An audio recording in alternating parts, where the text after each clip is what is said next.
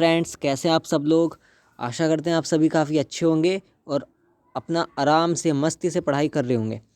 तो आज की इस वीडियो में हम लोग करने वाले हैं electromagnetic waves in one shot. जी हाँ, एक शॉट में सारा electromagnetic waves chapter 8 of class 12th physics complete हो जाएगा चैप्टर ये वन शॉट में। बस आपसे एक रिक्वेस्ट है कि एंड तक इस वीडियो में आप लोग बने रहिएगा। ओके। और हाँ गाइज़, अब जो ये वन शॉट्स आएंगे छोटे छोटे चैप्टर्स के आएंगे क्लास 12th के। जो बड़े बड़े चैप्टर जैसे इलेक्ट्रिक चार्जेस फील्ड हुआ, करंट इलेक्ट्रिसिटी हुआ, या फिर आपका इलेक्ट्रोस्टैटिक पोटेंशियल हुआ, वो सब चलते रहेंगे लेक्चर वाइज। लेकिन जो चैप्टर छोटे हैं उनको हम पहले निपटाएंगे। ओके, तो चलिए शुरू करते हैं। तो सबसे पहला आता है हमारा डिस्प्लेसमेंट करंट, कि आपका डिस्प्लेसमेंट करंट क्या होता है। देखिए, सबसे पहले तो हम एक सर्किट बना लेते हैं। और सर्किट ये देखो, आपका कंडक्टर है, ठीक है। इस कंडक्टर के थ्रू जो करंट जा रहा है वो आईसी जा रहा है। मतलब कंडक्टर के थ्रू जो करंट फ्लो हो रहा है वो हो रहा है कंडक्शन करंट, यानी कि आईसी।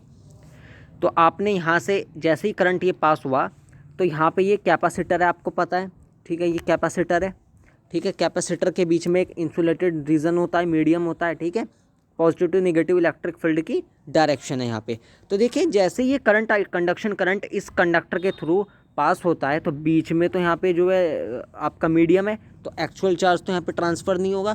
तो यहाँ पे हमने क्या देखा कि जो हमने डिफ्लेक्शन ये यहाँ पे जो आपने कंपास निडल रखी थी हमने, इस कंपास निडल में क्या हुई, डिफ्लेक्शन हुआ। इस कंपास निडल में क्या हुआ, डिफ्लेक्शन हुआ। अब मैं क्या पूछ सकता हूँ कि डिफ्लेक्शन क्यों हुआ। आपको पता है कंडक्टर में जब आपका करंट पास होता है तो उसके आसपास मैग्नेटिक फील्ड बनता है। मैग्नेटिक फील्ड बनता है कि नहीं बनता है। और जब कोई करंट किसी पर्टिकुलर पर्टिकुलर सरफेस के थ्रू, ठीक है, पास होता है कोई करंट, तो वहाँ पे इलेक्ट्रिक फ्लक्स होता है। Number of electric field lines passing through a surface, किसी सरफेस के थ्रू जब इलेक्ट्रिक फील्ड लाइंस पास होती हैं normal to the direction of the surface, तो वो होता है आपका क्या, इलेक्ट्रिक फ्लक्स। तो यहाँ पे हमने क्या देखा, इस कंपास निडल में डिफ्लेक्शन आई। बाद में पता चला कि जो डिफ्लेक्शन आई है ये आई है चेंजिंग इलेक्ट्रिक फ्लक्स की कारण से।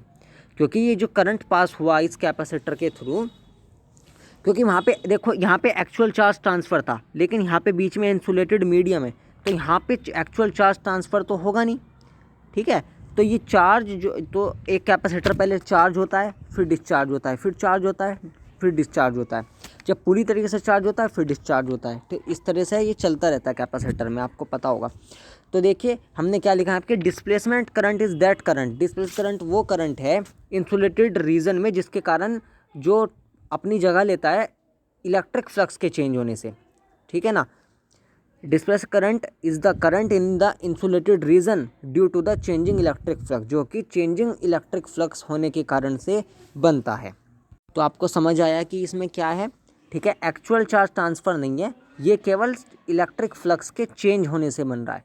जब कंडक्टर के थ्रू आपका करंट पास होगा तो वहाँ पे मैग्नेटिक फील्ड बनेगी, और जब ये कैपेसिटर के थ्रू जैसे पास हुआ तो हमने क्या देखा कि वहाँ पे इलेक्ट्रिक फ्लक्स जो चेंज हो रहा था, जो इलेक्ट्रिक फ्लक्स चेंज हो रहा था उसके कारण यहाँ पे ये जो डिफ्लेक्शन आई इस कंपास निडल में, ठीक है, उस इलेक्ट्रिक फ्लक्स के चेंज होने से इसमें डिफ्लेक्शन आई।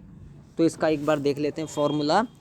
तो ID डिस्प्लेसमेंट करंट का फॉर्मूला ये होता है, डिस्प्लेसमेंट करंट का फॉर्मूला ये होता है, ठीक है। और अगर आपको टोटल करंट फाइंड करना है तो टोटल करंट के लिए आपका फॉर्मूला ये रहा, I is equal to IC plus ID, IC plus ID, और IC प्लस ID का वैल्यू ये रहा, ये मैंने यहाँ पे रख दिया, पुट किया यहाँ पे। तो I is equal to IC plus epsilon naught d phi E upon dt, ये इसका कंप्लीट वैल्यू हो गया।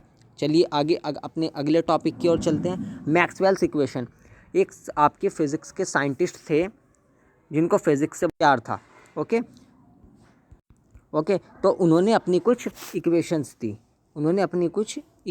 दी, अब वो कौन सी इक्वेशंस दी उन्होंने, वो हम पढ़ेंगे। उन्होंने 4 इक्वेशन दी,